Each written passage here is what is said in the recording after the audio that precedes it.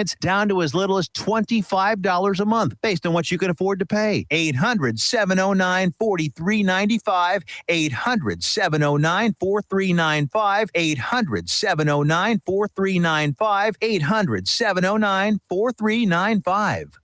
Here's important new information from the Diabetes Solution Center for you, a family member, or a loved one suffering with diabetes. If you have lost your provider, or if you need a provider for diabetic supplies, you may qualify to receive your diabetic testing supplies now with little or no out-of-pocket cost, regardless of your age. All you need is Medicare or private insurance to be potentially eligible. Call the Diabetes Solution Center right now for details. Just takes a couple of minutes.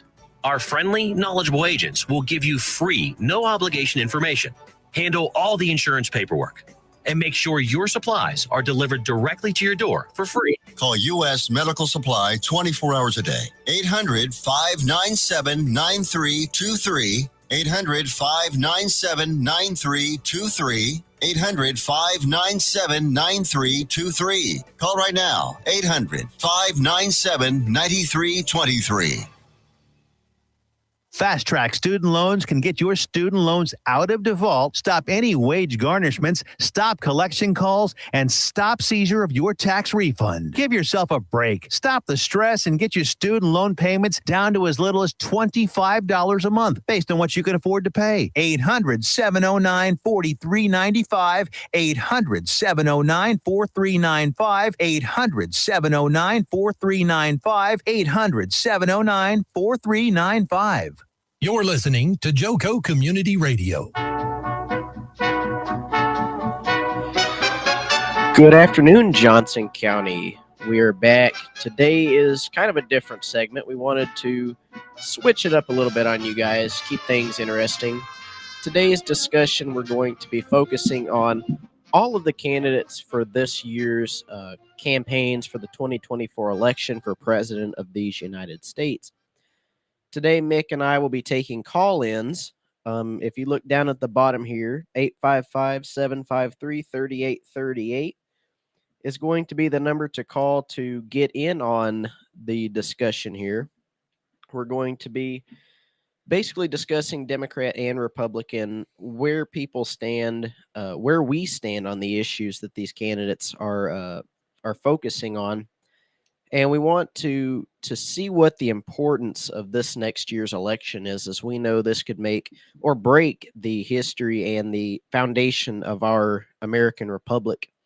And I use that word not to cite the Republican Party, but our American nation is a republic. Many Grecian philosophers referred to it as a Republican polity, or a state of the republic. Many people nowadays refer to it as a democracy, but democracy, as Plato said, it is one of the 5 forms of government, the next being anarchy, and then eventually a dictatorship. So interesting that we are putting ourselves in the path to a dictatorship when we are supposed to be a free and open society, as the late, great John F. Kennedy would put it. And today, by anyone's standards, knowing that another Kennedy is running makes it all the more interesting. So I'm going to be using Ballotpedia just to go kind of bring us to the discussion here. I trust Ballotpedia. Many local candidates here this past election for city council in Burleson were put on it. Many people for county and district offices were put on Ballotpedia here recently. So I'm going to pass it over to Mick, who's going to open our discussion on why this election is important and why we are sitting here focusing on it today. So we're witnessing this counter-revolution. When I say revolution, I mean peaceful, of course. We're witnessing this counter-revolution against, people call it the deep state, the establishment, whatever you want to call it. I call it the establishment. We're witnessing this revolt against it. And conservatives are leading the charge. We have to remember 95% of the country is opposed to this institution, this establishment, this entrenched group of elites. And you're seeing the Kennedys and the Trumps jump in and all these different families.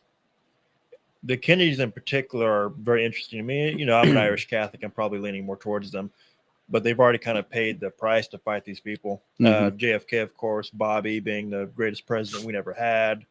And the Kennedys, even though they ran as Democrats, they brought everyone together. And we are seeing a very interesting development today. So the live call-in number, I stand corrected, is 817-637-2585. So today we'll be taking call-ins. If you ever feel like jumping in and discussing something, when we are able to, we'll bring you on and discuss what you think about the candidates, who your favorite candidate is, where you're leaning, and why. So we're going to start off where Ballotpedia puts us on the first is Joseph R. Biden. Now, anybody who has seen Joe Biden's track record knows he has a lot of experience in government, and that's not in a good way. Experience that He failure. has a lot of government experience, but frankly, I think even though Mick is a Kennedy Democrat and I myself am an independent traditional conservative, I kind of lean towards Jeffersonian and Eisenhower conservatism. We both believe that Biden has a lot of experience and none of it good. Yeah, I think he has experience in arsony. He has a lot of experience in letting in crime and doing nothing to solve issues. So I don't think we really need to go into too much depth here about President Joe Biden. Joe Biden has been in the Senate since the 1980s when Ronald Reagan was president. And I don't have the book on me today. I know it's sad. I usually have a lot of books here, but in Ronald Reagan's memoirs, Ronald Reagan even says that he doesn't like Joe Biden. He thinks he is too full of himself, and he seems like a very untrustworthy guy. I don't remember the exact page, but if Ronald Reagan was saying that 40 years ago, before Joe Biden had even gotten 5 or 6 years in the United States Senate, I start to wonder why he has been continuously elected unless it's been the help of the Tammany Hall machine style operation.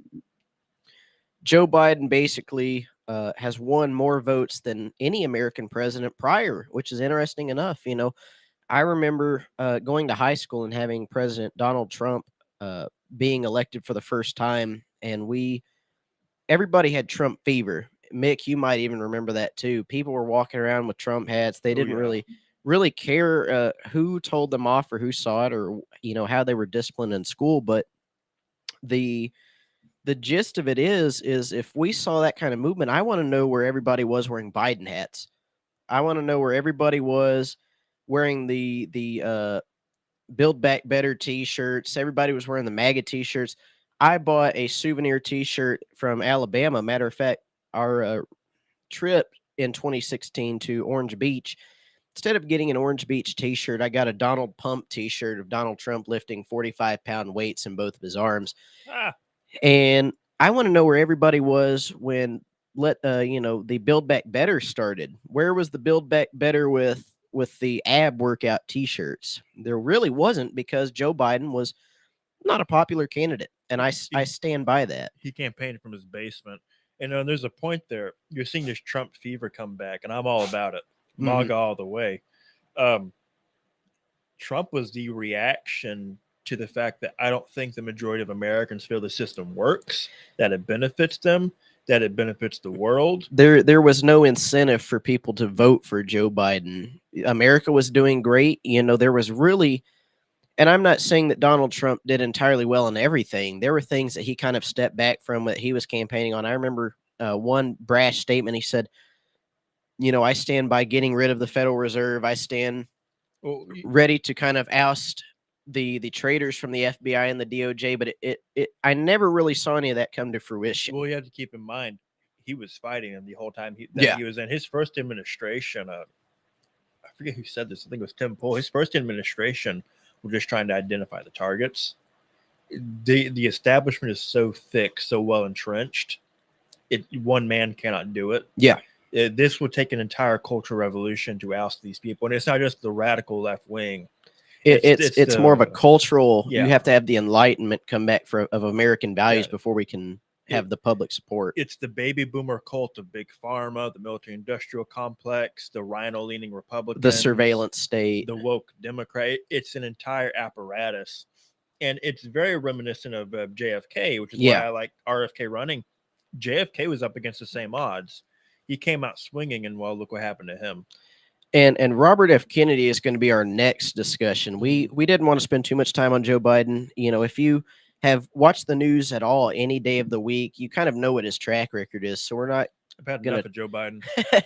we're not gonna touch too much on him. We have fun in here, but there's nothing fun about being a traitor or a treasonous snake to your republic. This has been developing for decades, but it's come to a head under his administration. Yeah. We have seen the perversion of our culture, Of destruction of our nation, our glorious economy, which was leading the world for almost 100 years, and the indoctrination of education, public health, the weaponization of the Department of Justice, our FBI, DOJ, all of it against normal working class Americans. And that's the thing here. Our middle class has been destroyed. If you're not in politics, if you're not in the club, you're working class. It's no longer how much money you make. It's the fact you're not in the club. Yeah. They've created a socialist utopia, essentially. I mean, we do have a welfare state. We have two class systems, the very poor and the very rich. And only a few people have been lucky enough or corrupt enough to make it in between. And it's very imperative that Mick mentions that, because when we talk about the idea of utopianism, that comes from egalitarianism, where under the socialist doctrine, everybody is equal. And it's not the equality of justice that we think of when we think of, the old statue of justice standing blind, justice is being served innocent until proven guilty, or that all men are created equal, as the founders would have it. The equality under a socialist system, which really the Biden administration sees it, is that you are not equal to everybody else until you are either the same class as everybody else, you are the same mindset as everybody else, and you believe what everybody else believes.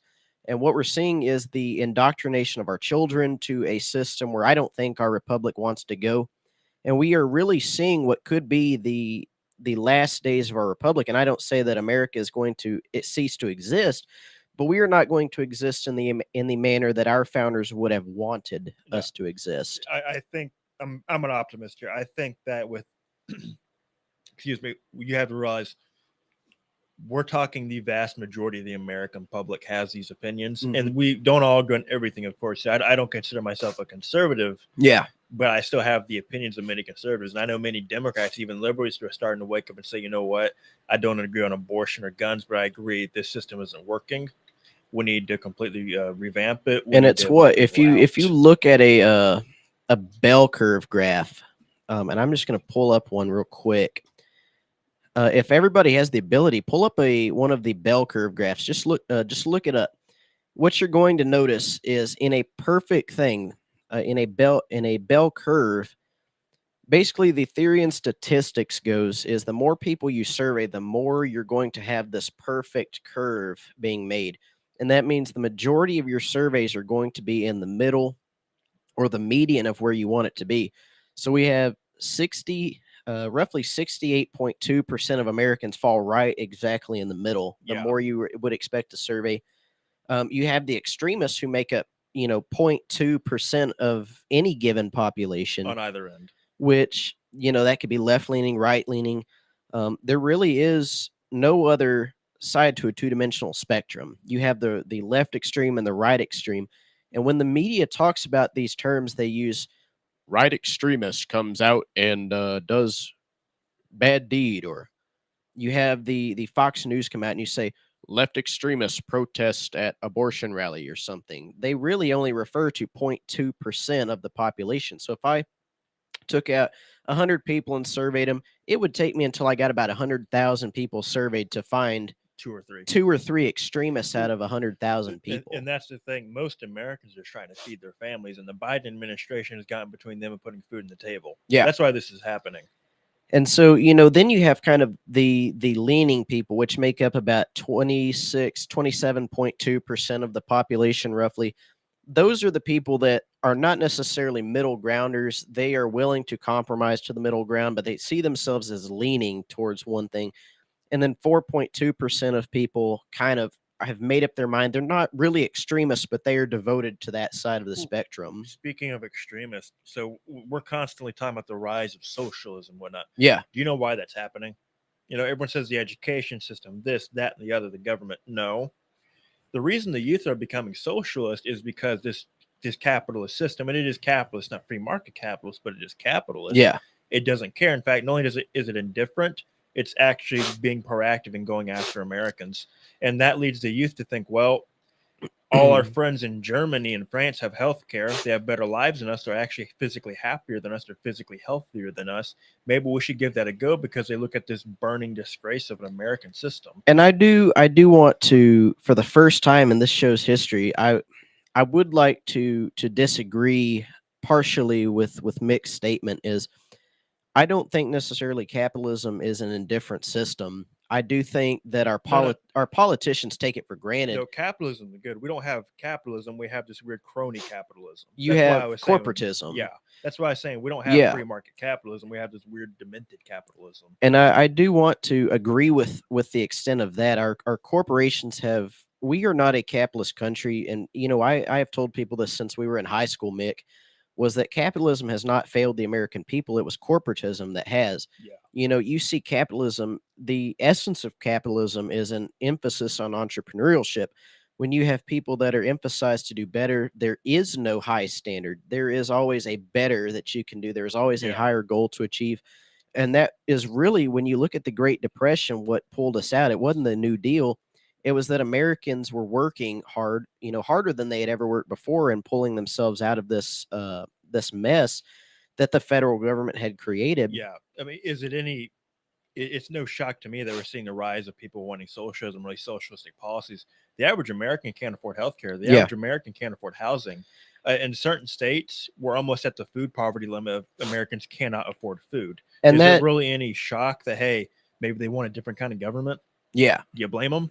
And I really do. I don't want to say that I hate the people that are being duped into modern day communism. I do hate the people that are using them. No, we're not talking about communism. We're talking about socialism. Yeah, and that is the gateway to the communist utopia. No, European socialism does not lead to communism. It's a democratic socialism. Difference is democratic socialism saying, hey, we're willing to give up X amount of our paycheck to make sure that children have health care. Well, I mean, you have the socialists, as Lenin, Marx, and every one of them saw it, is you have to have the Bolshevik or the Soviet, or not Soviet, the socialist revolution in order to usher in communism. Socialism is the process of bettering things to the point where you don't need a government anymore, and that no government society, the anarchic communism, would come out of thinking, well, we've bettered the government enough to where men no longer need it. Well, we're getting off track here, but we're debating different kinds of things. The point is, Americans, in particular the youth, are so disgruntled and let down and betrayed by this society. They look at our republic and see only failure, because in their lifetimes of 20, 30 years, it's been the same politicians, the same issues. It's been nothing but failure. I mean, think about it this way. My first experience, I say air quotes, those who aren't watching, my first experience with American capitalism was seeing millions of Americans kicked out of their homes, not because they couldn't pay the bills, because the bank said so. Name one child who's now a legal voting adult who is not entitled to have that opinion on capitalism if that was their first impression of it. We have a failure of a system. That's why we have this rising of wave of all these strange and oftentimes radical ideological pushes, because like I said, the majority of Americans see this and they know it's not working. In fact, not only is it indifferent to us, it's going after us, because our institutions have been weaponized against us. And I will say that this is just like anybody that has ever taken a class with a bad teacher. You always have those students that are in that class saying, man, I wish I'd have taken, for instance, Mr. Johnson's class. He was a very good history teacher. And when you have a teacher who constantly teaches from the book, doesn't answer questions, doesn't know what their lectures consist of, those students, like in a capitalist society, see the ruler of that capitalist society, in this case the elites, who are now pseudo corporatists. We are seeing the failure of not capitalism but corporatism. Corporatism does not meet the demands of the people, because if you're controlling a market, 50% of a market, well, now that 50% is under duress if you fail to produce enough, like we saw under COVID. If you fail to produce enough, you fail to distribute enough, and it's not capitalism. There is no entrepreneurial implementation under a corporatist society, because they're is no incentive to create Yeah, entrepreneurship. and this is leading to this. I'm calling sort of an American comeback. We're seeing not only Donald Trump, but the Kennedys jump back in, and not just at the presidential level, Congress, local state representatives are. We're seeing these people come out of the woodwork. A lot of time they're younger, Yeah. Democrat and Republican alike, saying this isn't working. We have to get back to where we came from. We have people like Matthew Lucci running for our own 25th congressional district. He's 24 years old. He'll be 25 by the time of the election. You would never think that a 24-year-old, 25-year-old would want to challenge a 70-year-old guy who's been in politics for 40 years. Now you're seeing it happen. We're seeing this American comeback. We are seeing something that our republic has not seen, I would even dare say, since the early days of our existence in 1776 and 1787, when you had 20-year-olds in the Continental Congress. If you look at it, the majority age of the founding fathers were all in their 20s and 30s. Yeah, it was like 34 was the median. Yeah, we had people, you had Ben Franklin, who was like 75, 76 when these Continental Congresses were being held, but the majority of those kids were 20 to 30. And there was, and we're going to get off, on discussing this. We'll get back to the candidates in a second. We're tying it into the candidates. But what we are seeing is a republic where young people have had enough. And frankly, young people had enough of King George in 1776. Most of them wanted to go fight for the republic. Most of them wanted to be ambassadors to the Continental Congress. They wanted to represent their home states. And what we've seen is 100, 200 years of people who are emblemized in corporate America, emblemized in pharmaceutical industries, people that have a revolving door. And this will play into the topic for next Thursday. Yeah. How Lewis Strauss, if you've seen the Oppenheimer movie, anybody out there has seen it, you know that the gentleman Lewis Strauss, who tried to become Secretary of Commerce under President Eisenhower, was really a serpent. The guy had wormed his way into so many webs in the DOJ and even misused the Secretary of the FBI, J. Edgar Hoover, had leaked confidential documents from the Atomic Energy Commission in an effort to, and given Oppenheimer was a member of a communist party for a short time, but that was not the goal, was not to go after him as a communist. It was to get him out to silence the opposition to using nuclear weapons as part of the American arsenal. So we have seen youth step up because they're tired of this constant bickering, the constant arguments. We're tired of the old men in the old way. Yeah. And this is leading to these new candidates. We have Vivek, DeSantis, and Trump on the Republican side. We had Bernie, which I disagreed with, but he was calling out the issues, like really calling out the issues of our destruction of our middle class. And they're seeing RFK pop up in kind of the same role, saying, hey, our middle class has been destroyed. Yeah. The military-industrial complex runs our government. Big Pharma runs our government. Our politicians are corrupt. Just today, he called out Biden, said he's corrupt and needs to be investigated. He's the only Democrat to do that. And that was RFK Jr.? Yeah, he just did that like 5 hours ago and on Twitter. We have a lot of Republican candidates, and we're going to skip over. We might as well get into it. We've got 5 minutes left in this segment. I think we have 5 minutes to kind of trash Marianne Williamson here a little bit. Yeah, why not? Marianne Williamson is probably the most ignorant candidate I've ever seen on the issues. And if, like I said at the beginning of the show, if you ever feel like calling in, 817-637-2585 is the call-in number. We might not take any now that we're 5 minutes in left of this first segment, but after the commercials, feel free to call in. Don't hesitate to interrupt us. We'll go on for hours about this. Marianne Williamson, she has not even called out any issues. There's been no even mention of the problem of illegal immigration at the southern border. Every day, I think every day we have the population of Fort Worth come over the border. Yeah, that's unsustainable. And what they're doing is they're shipping these people to migrant centers in New York and all this. And that is exactly how the last mayoral election in New York was won. You had Mayor Eric Adams running against Curtis Sliwa. I was a big Sliwa guy when Curtis was running for mayor of New York, and we want to give him a shout out. He's actually solving the issues there on his own. He started the Guardian Angels program, who escort women, through the subways at night when they don't have somebody to watch over them. Marianne Williamson calls it immigration justice. She's not calling it immigration solidly.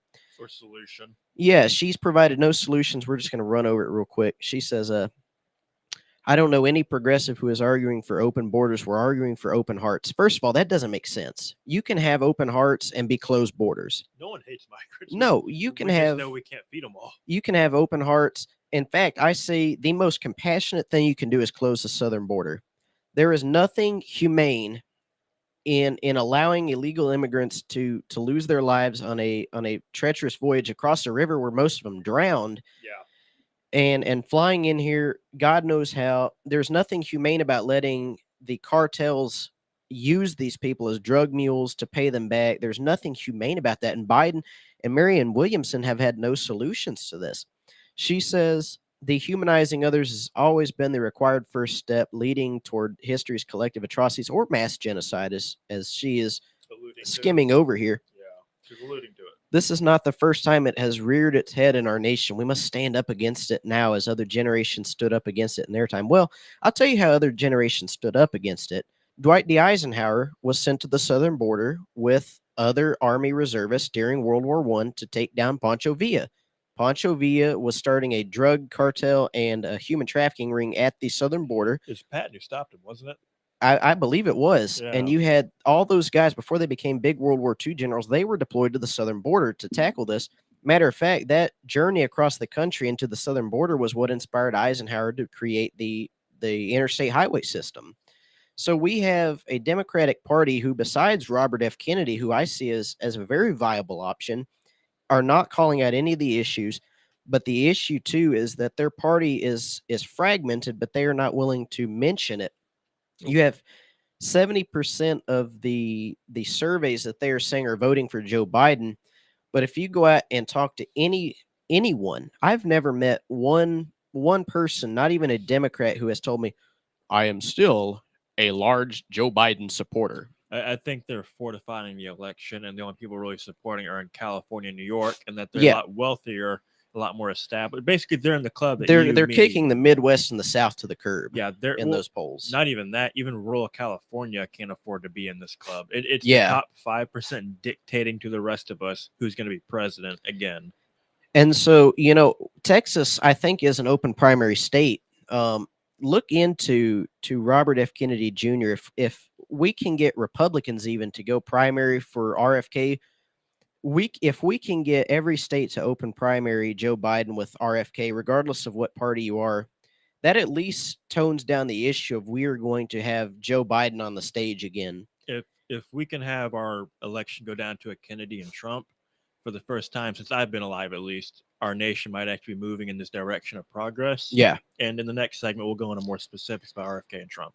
And we have a few seconds left. We're going to be discussing the Republicans and I think the one independent on the next segment.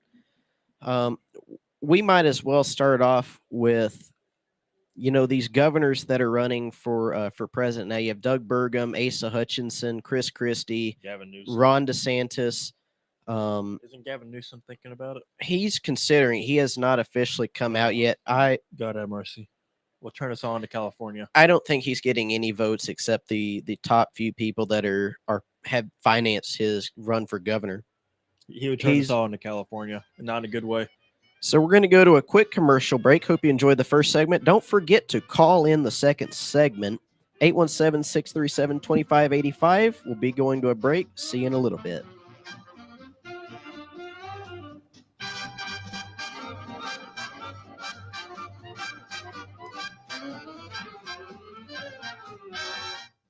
Let's be honest. Wheelchairs are heavy, bulky, and ugly. If you carry a wheelchair in your car to take care of a loved one, you know how hard it is getting that clunky, old-style wheelchair in and out of your car. Introducing the Feather Chair Wheelchair. At 13 pounds, it's the world's lightest wheelchair. It folds in seconds and fits neatly in your trunk, backseat, or closet, so you can take it everywhere. And it's only available right here. Order yours today and get a free wheelchair case, a $50 value, yours free. The Feather Chair. The world's lightest wheelchair is just $4.99 with easy payments as low as $60 $16 a month. Sorry, no Medicare or insurance accepted. So call right now to order yours. 800-823-5826. 800-823-5826. 800-823-5826. That's 800-823-5826.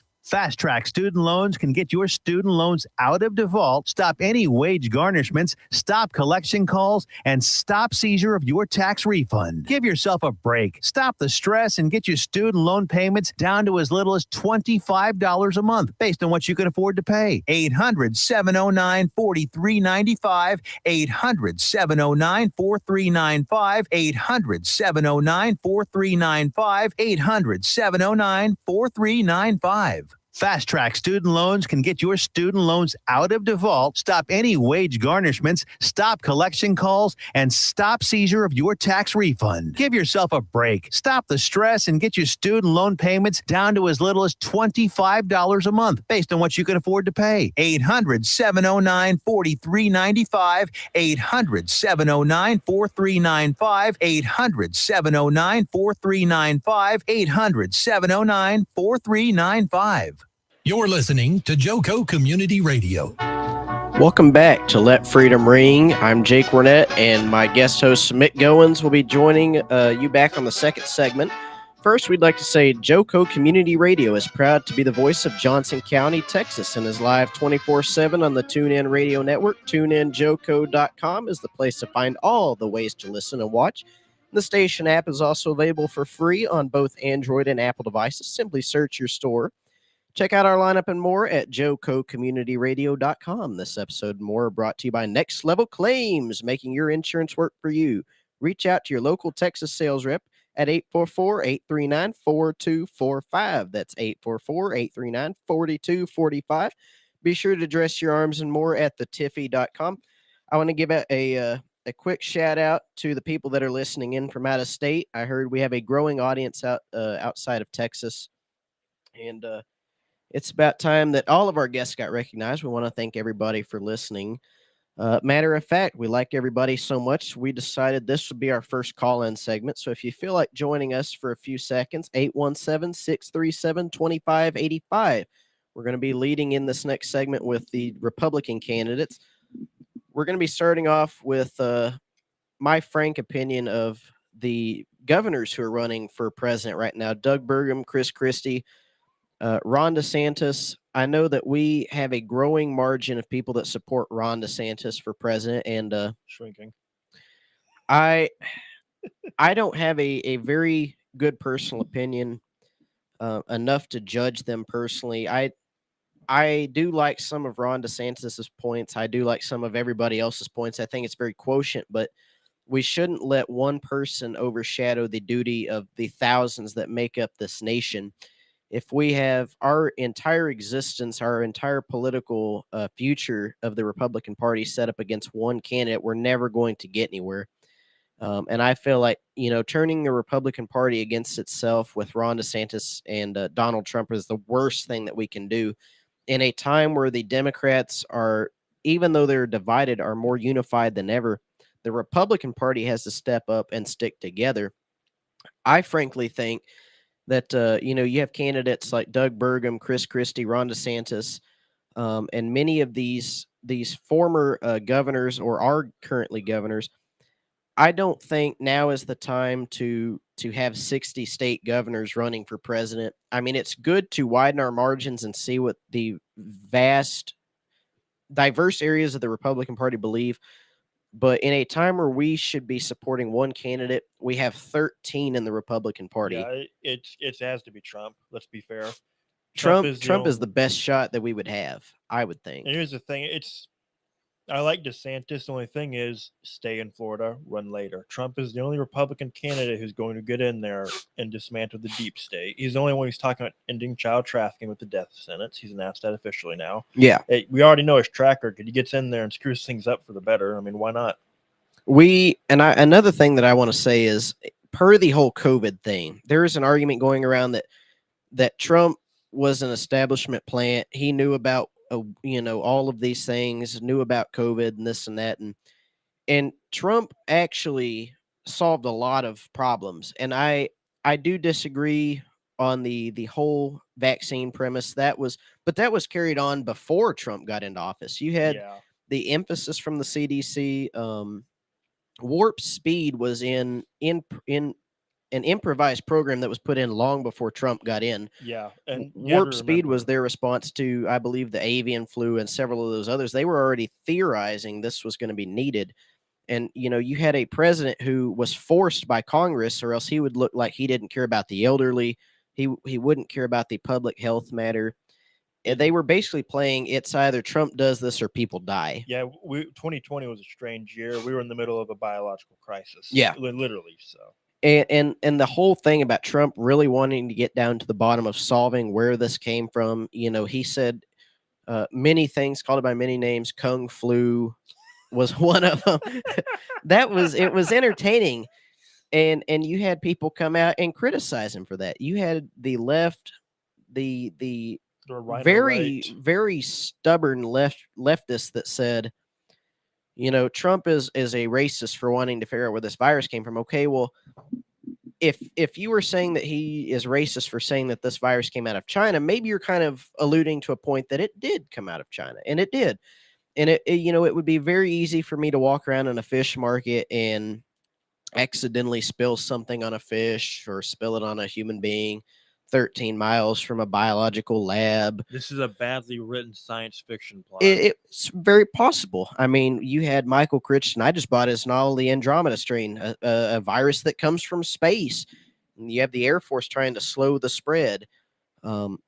It really is a science fiction thing. And Trump was really not in the place to disagree with it. And I think he was pressured into it in part. But I really think in this election, we can't afford to have governors like Chris Christie and Doug Burgum, who, frankly, I have nothing against them personally. But if you're running solely on, I was a governor, I would make an excellent president, that's not a convincing argument for me to elect you. Just because you have governed 4 million people in the former great state of New Jersey, or in South Dakota, where there's 5 people that turn out at a local election, I don't think that justifies the mass public 300 million Americans voting you in. And frankly, to me, it seems like some of these people are doing it to stay relevant, to stay famous with the Republican Party. They don't want to be left behind in this endeavor to find a new president, and especially with young people like Vivek Ramaswamy running, who, frankly, the gentleman he's what, under 30 still, or is he? I think he's about just, 30s. I think he's just barely able to run. He runs his own business, is a multi-million-dollar CEO. The guy is as entrepreneurial as you can get, and I want to say that Vivek would be my second pick. I don't feel like you have Mike Pence, who just, I feel like it's a whole Nixon Eisenhower thing again. You have a vice president who's riding the coattails of a successful president just to get into office because you think that somehow builds your credibility. Well, if I was on a team project in high school with some of the best kids and I didn't do jack squat, and I said I was in that group, we did exceptionally well, I think that amplifies me to be a group leader. The teacher's going to say, well, based on the work, you didn't really do anything.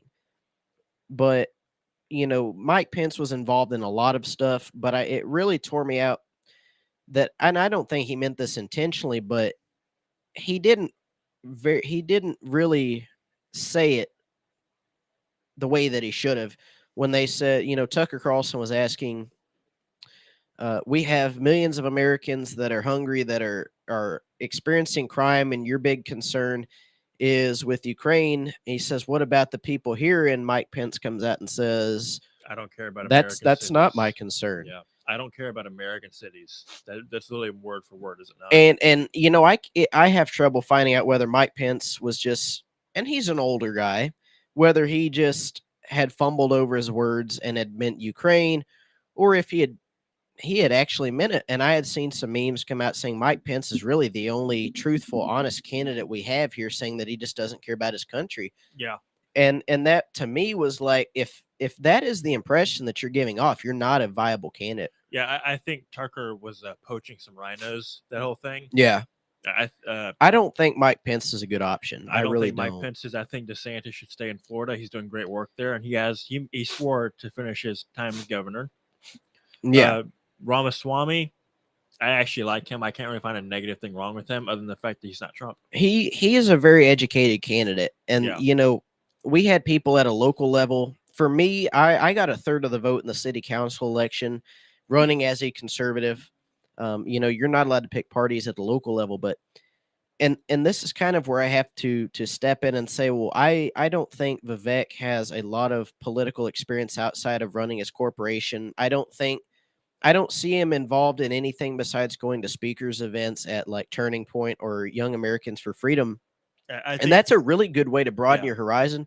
I think he'd be a great candidate in just a few years. Yeah, I really do. he has to really step out and get involved in the Republican Party. I think he has built a base for himself that is viable for him to run as a governor, as a senator, very soon. And he has the money to self-finance. So that is something that we hardly see, in these Republican Party primaries like this. And I'm not saying that all Republicans are asking for donations, but you have these rich people who still ask for donations, don't put their 2 cents into actually caring about whether their campaign wins. The thing is, we need a president who's going to get in there and more or less drain the swamp.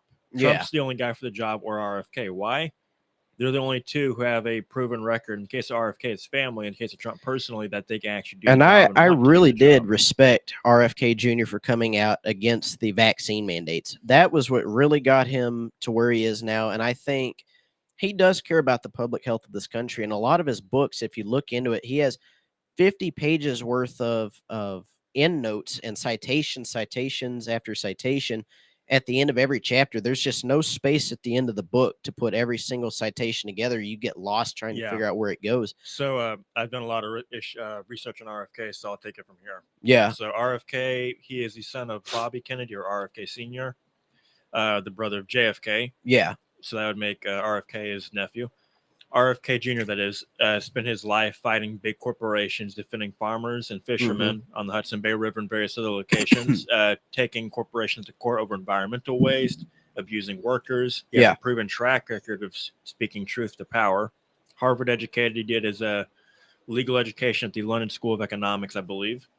Very, very, very high precedent. Well for that educated. Too. If you watch his interviews, you can tell he's very well read, well spoken, professional. But he actually cares. He has his own podcast actually on Spotify. I think RFK too is really the only candidate that they are giving the Trump treatment to on the Democratic side. So it makes me wonder.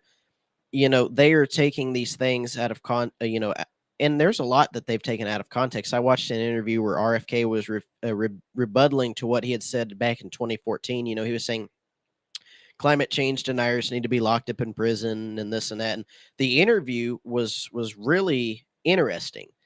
There was a rebuttal where he was kind of saying, if I could go back and change it, I would. If I had known now what I know then. He was really the only Democratic candidate that I've ever heard say I was wrong. Yeah, he came out and flatly said, I was wrong. I wouldn't have said that. Yeah. He clarified, I meant the big bosses who were destroying our food supply. And it really does boil down to COVID. COVID was really what changed his heart on that. They had censored him and silenced him because he was trying to tell the truth about COVID and the vaccine initiative. But you had them kind of silencing him. And he said, wow, it really, opened his eyes to maybe we shouldn't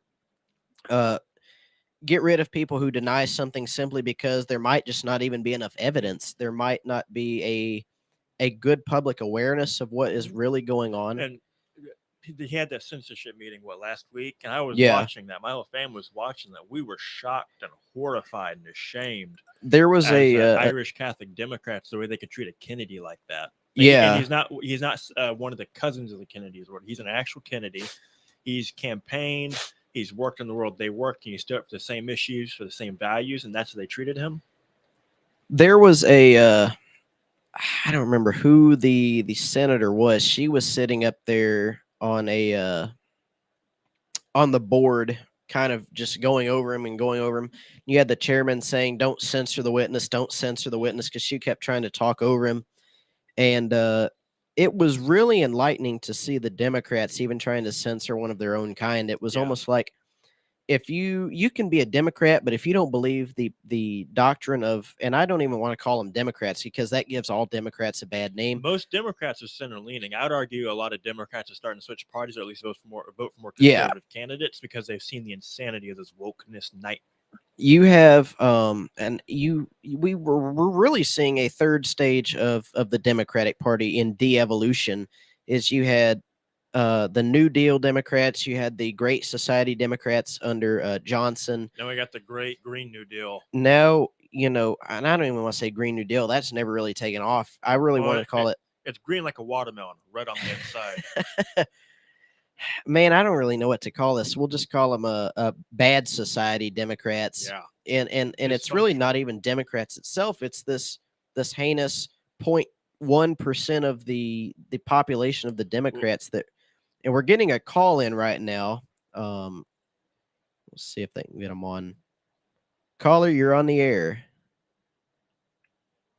Hey, Jake, Mick. Is this Mr. Lucci?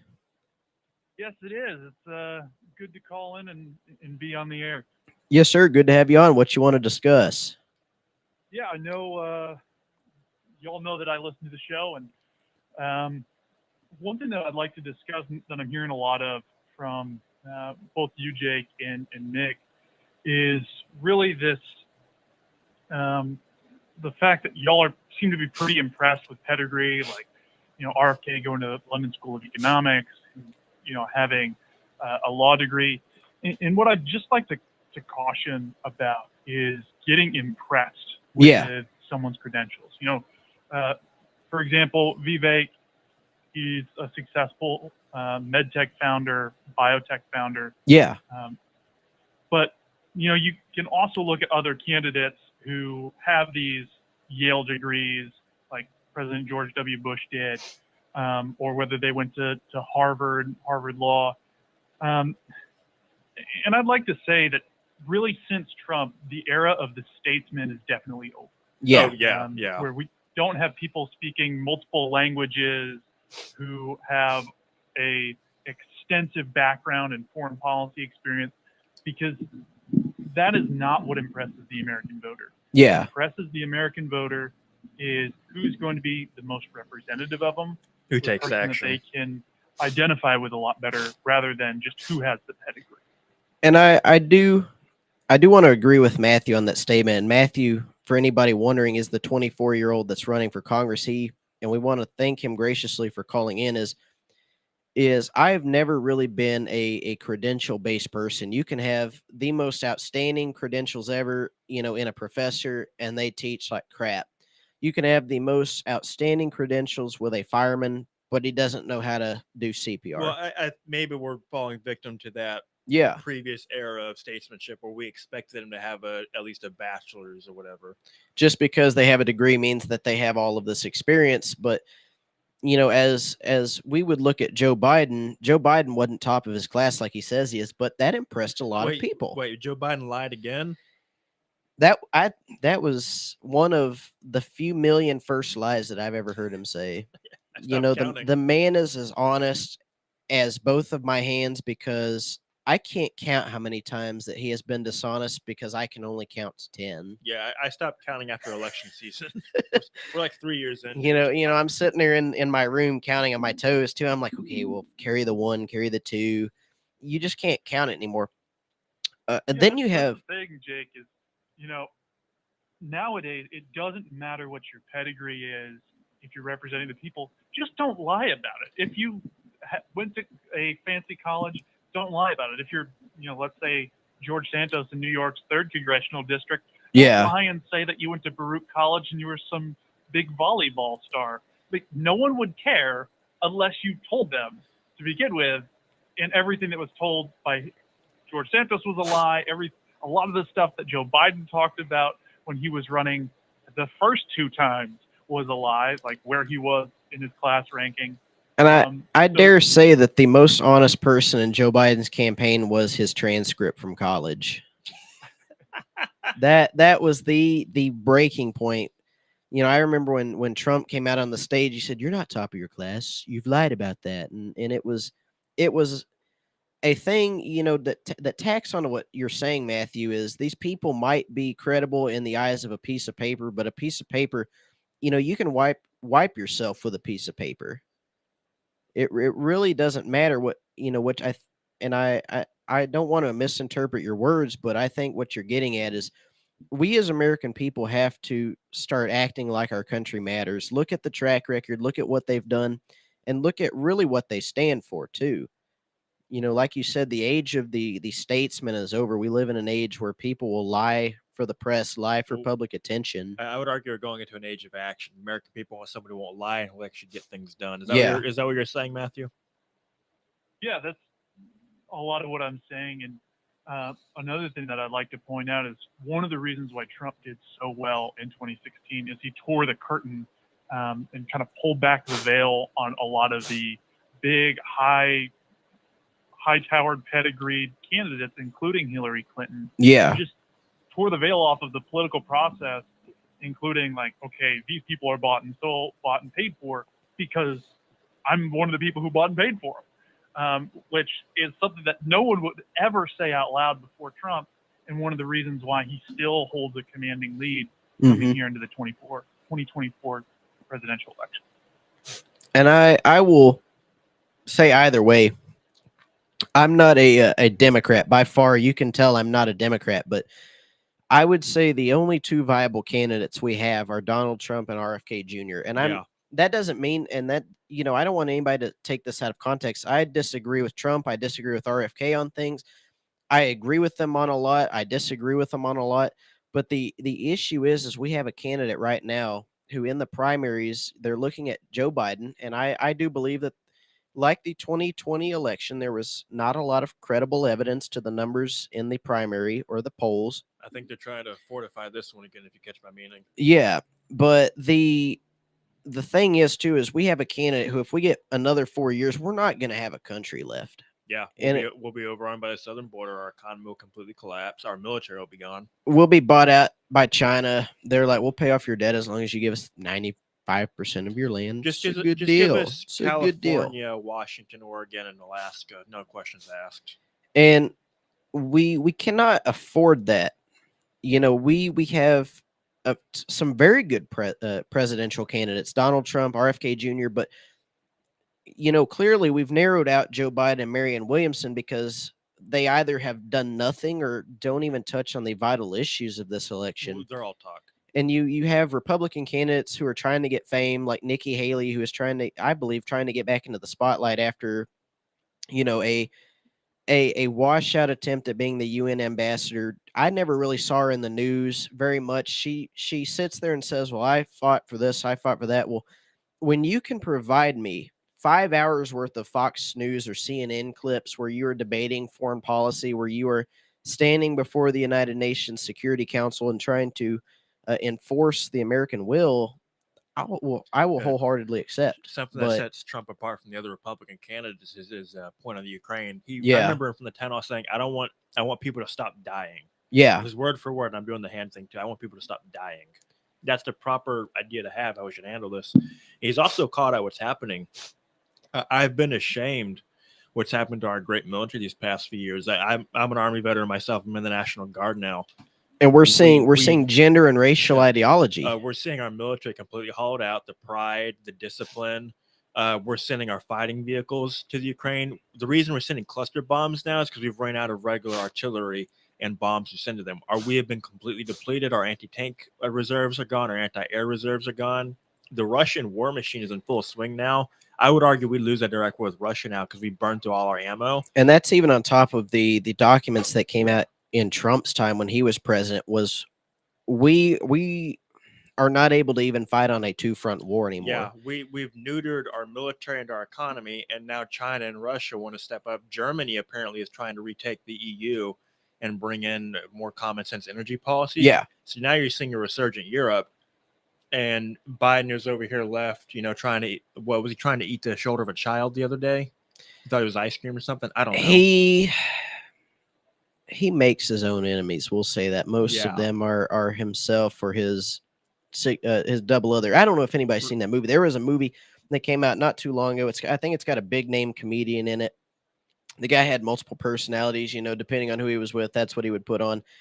I don't know what it is, so I'm just going to call him Two-Face. I Yeah. think Joe Biden uses, and I don't even know if he uses, if it's an act or if it's simply he is not even able to hold an office. But we need a president who is viable, somebody who is going to step up and be healthy, be able to lead a country.